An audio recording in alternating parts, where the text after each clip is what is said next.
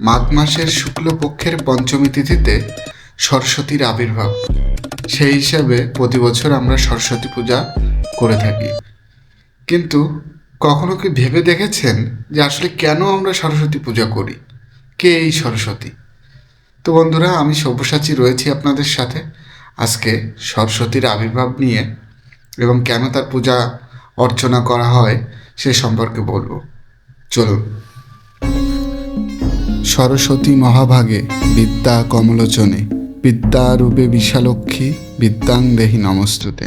হিন্দু ধর্মে দেবী সরস্বতী হলেন জ্ঞান, বিদ্যা, বুদ্ধি, শিল্প, সঙ্গীত এবং বাকশক্তির অধিষ্ঠাত্রী দেবী। মানব সভ্যতার ইতিহাসে জ্ঞানী মানুষকে পশুত্ব থেকে মানবত্বে উন্নীত করে, আর সেই জ্ঞানেরই দেবীরূপ হলেন সরস্বতী।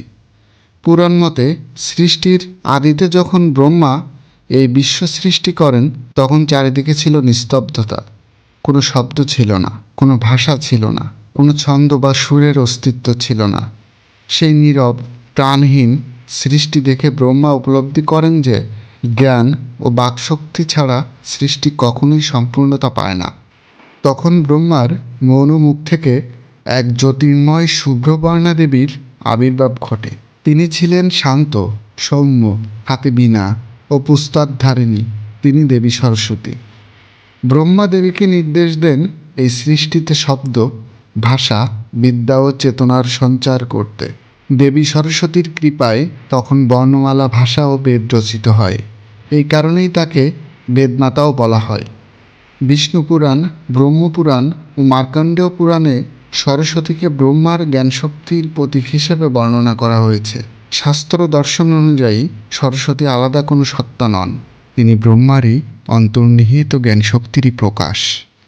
যেমন বিষ্ণুর শক্তি লক্ষ্মী, শিবের শক্তি পার্বতী, তেমনি ব্রহ্মার শক্তি সরস্বতী, অর্থাৎ জ্ঞান ছাড়া সৃষ্টিকর্তাও নিষ্ক্রিয়। একটি পুরাণ কথায় বলা হয়, একসময় ব্রহ্মা দেবী সরস্বতীর সৌন্দর্যে আসক্ত হয়ে পড়েন। তখন দেবী অদৃশ্য হয়ে যান। এই কাহিনীর মধ্য দিয়ে পুরাণ আমাদের শিক্ষা দেয় যে জ্ঞানকে ভোগের বস্তু বানালে তা লুপ্ত হয়ে যায়। জ্ঞানকে শ্রদ্ধা ও সংযমের সঙ্গে গ্রহণ করলে তা স্থায়ী হয়। ঋগ্বেদে সরস্বতীর উল্লেখ প্রথমে একটি পবিত্র নদী হিসেবে পাওয়া যায়। সেই নদী ছিল প্রবাহমান, শক্তিশালী ও জীবনদায়িনী। নদীর এই প্রবাহমানতা থেকেই জ্ঞান প্রবাহের ধারণা আসে। সরস্বতী শব্দের অর্থ হল যে নিরবিচ্ছিন্নভাবে জ্ঞান প্রবাহিত করেন। পরবর্তীকালে এই নদী তত্ত্ব থেকেই দেবী সরস্বতীর রূপকল্প গড়ে ওঠে। বৈদিক যুগে যজ্ঞের শুরুতেই সরস্বতীর স্তোত্র পাঠ করা হতো, কারণ বাকশুদ্ধি ও মন্ত্রশুদ্ধির অধিষ্ঠাত্রী ছিলেন তিনি। পুরাণ যুগে মাঘ মাসের শুক্ল পঞ্চমী তিথিতে সরস্বতী পূজার প্রচলন শুরু হয়। বিশ্বাস করা হয় এই দিনেই দেবী সরস্বতীর আবির্ভাব হয়েছিল।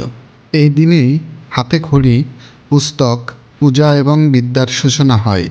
দেবী সরস্বতীর শুভ্র বসন পবিত্রতা ও নির্মল জ্ঞানের প্রতীক।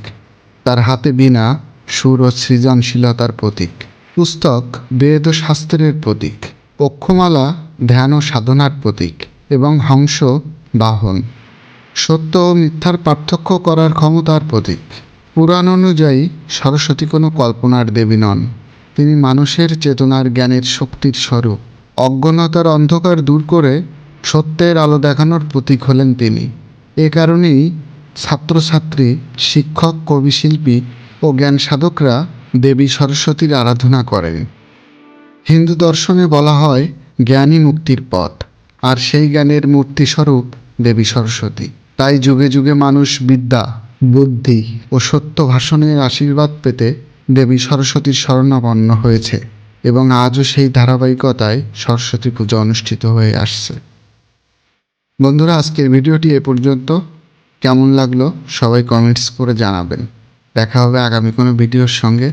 ততদিন ভালো থাকবেন, সুস্থ থাকবেন, সেই কামনাই করি।